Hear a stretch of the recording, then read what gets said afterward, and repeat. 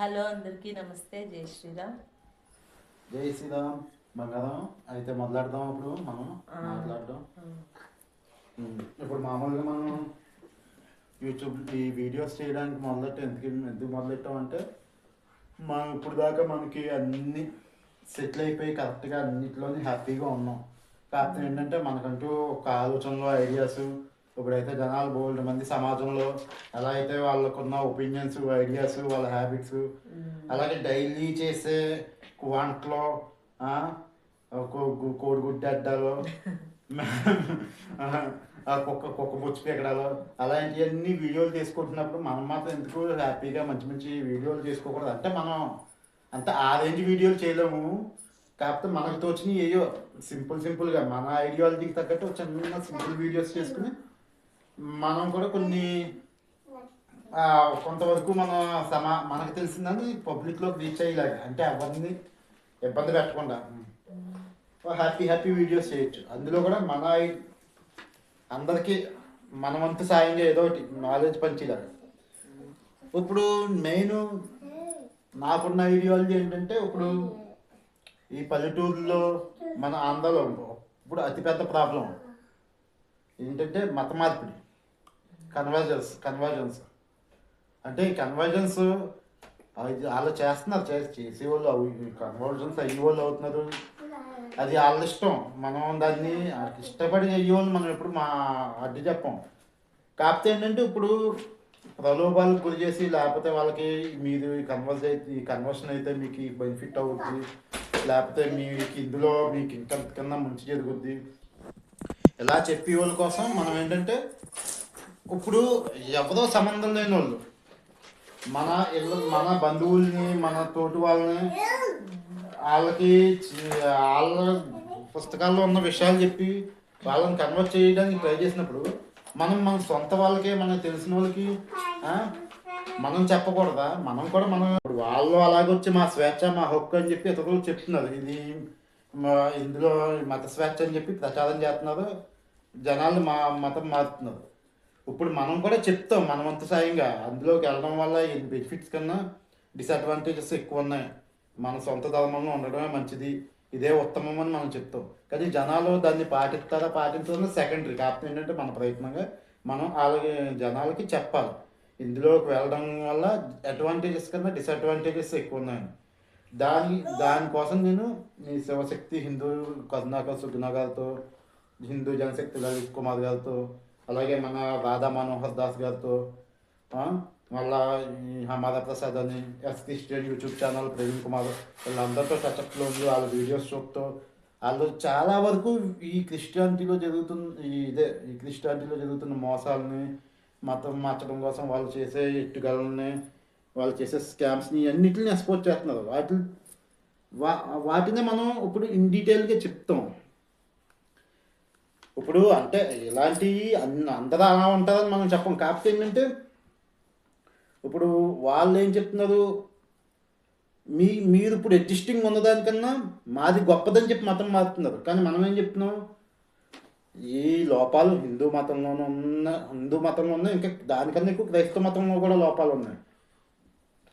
అలా ఉన్నప్పుడు స్వధర్మంలోనే ఉంటూ మన స్వధర్మంలో ఉన్న లోపాలు సరిదిద్దుకోవాలి. కానీ మతం మారిపోయి మళ్ళీ అక్కడికి వెళ్ళి ఇంకా ఎక్కువ ఇబ్బందులు పడడం ఎందుకు?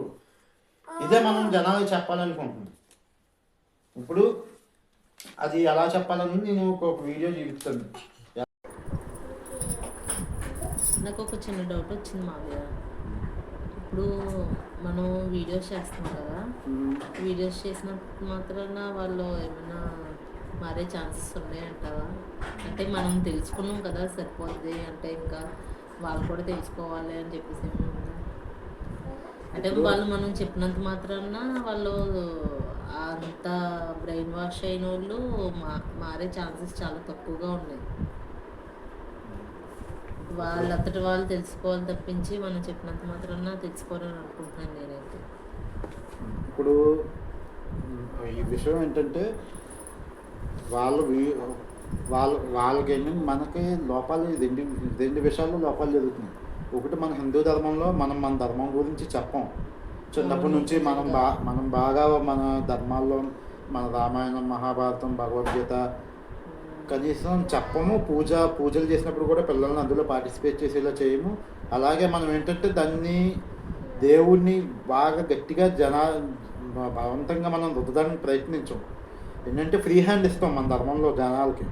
మనం నమ్మితే నీకు ఇష్టం వచ్చిన దేవుడిని ఇష్టమైన విధంగా పూజించవచ్చు. కానీ ఇప్పుడు అదే మనకేంటంటే ఇప్పుడు ఆ విధంగా మనం ఫ్రీ హ్యాండ్ ఇచ్చేటప్పటికి జనాల్లో అన్ని దేవుళ్ళు ఒకటే అనే భావన పెరిగింది. దానివల్ల ఏంటంటే ఇప్పుడు నష్టం ఎక్కువ జరుగుతుంది హిందూ సమాజానికి. ఇప్పుడు అన్ని దేవుళ్ళు ఒకటే అనే భావన ఉండడం వల్ల ఏంటంటే వాళ్ళు వేరే దేవుడి దగ్గరికి ఎలా అయితే మనం అన్ని దేవుళ్ళు ఒకటే అని యేసుప్రభు దగ్గరికి వెళ్ళినా మనం పెద్ద పట్టించుకోవట్లేదు. వెళ్ళి అక్కడ ఏదైనా రోగాలు వచ్చినప్పుడు కానీ ఏదైనా జరిగినప్పుడు కానీ వాళ్ళు స్వస్థతలు జరుగుతాయనో లేకపోతే మీకు దీనివల్ల మేలు జరుగుద్దనో లాభం వస్తుందో అని చెప్పినప్పుడు మన వాళ్ళు వెళ్తున్నారు, పాటిస్తున్నారు. ఇన్ని దేవుడిని మొక్కిన వాళ్ళు ఇంకా మళ్ళీ ఆ ఒక్క దేవుడిని నొప్పితే ఏం నష్టమేం లేదు కదా అని వెళ్తున్నారు. వెళ్తుంటే అది ఏంటంటే ఇప్పుడు ఏదైతే మనం అలా ఫ్రీ హ్యాండ్ ఇస్తున్నాం మనం చాలా హ్యాపీ. అదే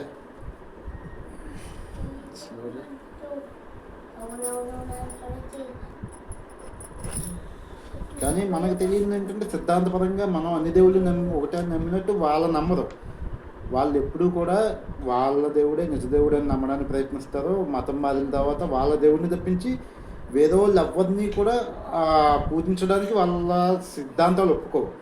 దానివల్ల నష్టపోతుంది, ఎక్కువ బాధపడుతుంది, మానసిక వేదనకి గురవుతుంది ఎవరో మన హిందువులు మనమే. ఇప్పుడు మన కుటుంబంలో ఒకరిని మతం మార్చారు, మన స్నేహితుల్లో ఒకరిని మతం మార్చారు. ఎవరినో మతం మారితే ఇప్పుడు మనం ఏమైనా పూజలు చేసుకున్నా ఏమైనా పండగలు జరిగినా ఏం జరిగినా వాళ్ళు మనతో కలరు, మనం వాళ్ళతో కలవలేం. ఏంటంటే మనకి చిన్నప్పటి నుంచి ఈ పండగలు అనేవి ఓన్లీ జస్ట్ పండగలైనా పూజలైనా జస్ట్ ఏదో దేవుడి కోసమే కాదు, మనం ఇంక రిలేషన్స్ మెయింటైన్ చేయడంలో కూడా ఇవి చాలా ఉపయోగపడతాయి. ఇప్పుడు చాలా వరకు చాలామంది చెప్పుకోలేదు, పైకి బాధ ఉంటుంది. అంటే ఈ మనం సఫర్ అవుతున్నాం దీనివల్ల. అందరూ ఈ సఫర్ అవుతున్న విషయంలో వాళ్ళు ఏంటి, మనం మన సైడ్ నుంచి ఫ్రీ హ్యాండ్ ఇచ్చేస్తున్నాం, వాళ్ళ సైడ్ నుంచి అంతే డబుల్ ఎఫెక్ట్ పెట్టి మతం మారుతున్నారు. అలాంటప్పుడు మనం కూడా వాళ్ళు అలా అయితే వాళ్ళంత ఎఫర్ట్ పెట్టి మతం మార్చడానికి వాళ్ళు ట్రై చేసినప్పుడు మనం కూడా మన సైడ్ నుంచి ఎంతో ఎఫర్ట్ పెట్టాలి కదా. ఇప్పుడు ఎవరైతే తెలియక అటువైపు వెళ్తున్నారో వాళ్ళకి నిజాలు తెలియడానికి, దానికి మనమేమీ పెద్దగా గొప్ప ఎక్స్పెరిమెంట్లు ఏం చేసేక్కర్లేదు. అందులో వెళ్ళాక జరుగుతున్నవి, అందులో ఉన్న వాళ్ళ సిద్ధాంతంలో ఉన్న విషయాలే, వాళ్ళకి జరుగుతున్న విషయాలే ఉన్నట్టు మనం వాళ్ళకి వివరించి చెప్పి ఇందులో ఈ లోపాలు ఇందులోకి వెళ్ళిన తర్వాత మీరు ఎలా ఇబ్బంది పడతారో, మనం లోపాలు ఇక్కడ ఉన్నాయి, అక్కడ ఇంకా ఎక్కువ ఉన్నాయి. అందుకనే ఇక్కడ ఉంటేనే మన స్వధర్మంలో ఉంటే మన లోపాలు సరి చేసుకుంటూ మన కుటుంబ సభ్యులతో అందరితో పండగలు జరుపుకుంటూ అన్నీ మన అందరూ ఆహ్లాదంగా ఉండడమే మంచిది. కానీ ఇలాగా ఏదో చిన్న విషయాలకి మతం మారిపోయినంత మాత్రాన మనకి ఇంకా నష్టమే తప్పించి ఉపయోగం అయితే లేదు. అది నేను ప్రాక్టికల్గా దీన్ని చూసిన తర్వాత రీసెర్చ్ చేసిన తర్వాత చెప్తున్నాను. అది ఎలాగో నేను చెప్తాను, నేను చూడు. ఇప్పుడు 2 రోజులకి ఈ శివశక్తి కొన్ని ఆర్గనైజేషన్స్తో నేను పనిచేస్తున్నాను. వాళ్ళు శివశక్తి అని, హిందూ శివశక్తి అని, మళ్ళీ రాధా మనోహర్ దాస్ గారని, క్రిస్టియన్ ప్రవీణ్ అని వాళ్ళందరితో నేను పనిచేస్తున్నాను. వాళ్ళందరూ కూడా అయితే మోసాలు జరుగుతున్నాయో, ఏదైతే మత మార్పుల కోసం వాళ్ళు ఎన్నైతే టాక్టిక్స్ ప్రయోగిస్తున్నారో ఇవన్నిటిని కూడా చాలా బాగా ఎక్స్పోర్ట్ చేస్తున్నారు. ఇప్పుడు వీళ్ళు మతం మార్చడానికి క్రిస్టియన్స్ ఎలా అయితే సాక్ష్యాలు చెప్తున్నారు, ఆ సాక్ష్యాల్లో ఎక్కువ శాతం వీళ్ళు చాలా వరకు ఫ్యాబ్రికేటెడ్ చెప్తున్నారు. వాటన్నిటిని కూడా సాక్ష్యాలు శివశక్తి ట్రోల్స్తో శివశక్తి వాళ్ళు ఆ సాక్ష్యాల్లో ఉన్న డొల్లతనాన్ని మొత్తం ఎక్స్పోర్ట్ చేస్తున్నారు. అలాగే వీళ్ళు ఎలా అయితే ఈ సాక్ష్యాల పేరుతో మతం మార్చడానికి, మాకు ఈ మతం మారిన తర్వాత ఈ అద్భుతాలు జరిగిపోయినాయి, మా జీవితం ఎలా మారిపోయింది, మాకు ఎన్నో బెనిఫిట్స్ వస్తున్నాయి అన్నట్టు వీళ్ళు ఎలా అయితే సాక్ష్యాలు చెప్తున్నారో, అలాగే ఈ శివశక్తి వాళ్ళు మతం మారిన తర్వాత ఎవరైతే అందులో ఏమీ లేదు, మనకి ఇంకా మన స్వధర్మం ఉత్తమం తెలుసుకుని ఎవరైతే వెనక్కి తిరిగి వచ్చారో వాళ్ళ చేత గర్భాప్సి వీడియోలు చేస్తున్నారు. ఆ గర్భాప్సి వీడియోల ద్వారా అందులోకి వెళ్ళిన తర్వాత వాళ్ళు ఎన్ని పాటలు పడ్డారో, ఎన్ని కష్టాలు పడ్డారో, ఇప్పుడు వీళ్ళు ఏం చెప్తారు, క్రిస్టియానిటీలోకి వచ్చిన తర్వాత కష్టాలే ఉండవని చెప్తారు. చాలా మీ లైఫ్ అంతా ఇంకా గోల్డెన్ వే, లైఫ్ అంతా ఇంకా ఏంటంటే బిందాస్ అని చెప్పేస్తారు. కానీ అక్కడికి వెళ్ళిన తర్వాత ఇంకా కష్టాలు అనిపించిన వాళ్ళు ఇంకా కష్టాలు అనిపించామని చెప్తున్నారు జనాలు, గర్వాప్సి అయిన వాళ్ళు. ఇంకా హిందుత్వంలో ఉంటేనే మాకు చాలా ప్రశాంతంగా ఉండేవాళ్ళం, అక్కడికి వెళ్ళిన తర్వాత ఇంకా చాలా పాటలు పడ్డామని చెప్పిన వాళ్ళు గోల్డ్ మంది ఉన్నారు. మరి ఇప్పుడు ఈ క్రిస్టియన్స్ ఎలా అయితే సాక్ష్యాలు చెప్తున్నారో మాకు ఇవన్నీ ఈ అద్భుతాలు జరిగిపోతున్నాయి, ఇవన్నీ జరిగిపోతున్నాయని ఇప్పుడు మనం అలా గర్వాప్సి వీడియోలు చేసి జనాలకు చెప్తున్నాం. వాళ్ళ సాక్ష్యాలు చెప్పి వాళ్ళు మాత్రం వాళ్ళ మతం వైపు అట్రాక్ట్ చేసుకోవాలి. మనం అందులో ఉన్న సాక్ష్యాల్లో వాళ్ళు అద్భుతాలు చెప్తున్నారు, మనం మన గర్వాప్సి వీడియోలో శివశక్తి ద్వారా నిజాలు చెప్తున్నాం. ఆ అద్భుతాలు నిజంగా జరుగుతున్నాయో తెలియదు, కానీ ఈ గర్వాప్సి వీడియోలో చెప్తున్న నిజాలు 100% జరుగుతున్నాయి. అందుకే ఇప్పుడు ఈ శివశక్తి మీద, ఈ హిందూ జనశక్తి మీద, రాధా మనోహర్ దాస్ మీద ఈ క్రైస్తవులకి, ఈ పాస్టర్స్కి చాలా వరకు కడుపుమంట ఉంది. ఎంత కడుపుమంట ఎంతలా అంటే నేను ఒక ఇన్సిడెంట్ చెప్తాను. 2 రోజుల క్రితం రాజమండ్రిలో ఈ చాలా పెద్ద ఫేమస్ ఫాస్ట్ ప్రవీణ్ పెగడాలనే ఒక ఆయన యాక్సిడెంట్లో చనిపోయారు. అంటే ఇప్పుడు యాక్సిడెంట్ అయింది, అది ఇప్పుడు హత్య అని కొంతమంది వాదిస్తున్నారు, యాక్సిడెంట్ అని కొంతమంది అంటున్నారు. పోలీసులు విచారణ జరుగుతుంది, అది ఏదో సంథింగ్ ఏదో అవ్వచ్చు. అది చాలా క్రైస్తవులకి చాలా బాధాకరమైన విషయం. కానీ మన హిందువుల వరకు చూసుకుంటే ఆయన హిందూ ధర్మాన్ని చాలా దారుణంగా దూషించాడు, చాలా వక్రీకరణ చేశాడు. సో ఇంకా ఆయన చనిపోయిన వ్యక్తి తర్వాత ఇంకా మాట్లాడకూడదు మనం ఆయన్ని. అంటే ఆయన సిద్ధాంతపరంగా చూసుకుంటే మనతో చాలా హిందుత్వంతో చాలా విభేదించాడు. ఆయన మతం ప్రచారం చేసుకుని ఆయన అంతెందుకు ఒక నెల క్రితం ఆయన ఒక ఈవెంట్కి వెళ్ళినప్పుడు కూడా బైబిల్ ఆయన రిలీజియన్ సిద్ధాంతం గురించి కన్నా ఎక్కువ హిందుత్వంలో ఉన్న లోపాల గురించి, హిందుత్వంలో ఉన్న వాటిని ఎక్కువ లోపాలుగా చెప్పడానికి ప్రయత్నించారు.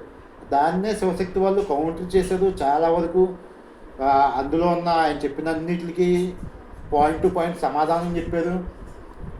ఆయన్ని ఎంతలాగైతే కడగాలో అంతలా కడిగారు శివశక్తి వాళ్ళకు. ఆ వీడియోస్ చాలా బాగా రీచ్ అయినాయి చాలా వరకు.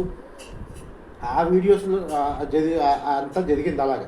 ఇప్పుడు సరే అయితే ఇంకా ఆయన చనిపోయినాయని మనం గౌరవించాలో, ఆయన చనిపోయి పెద్ద మీద ఉన్నారు.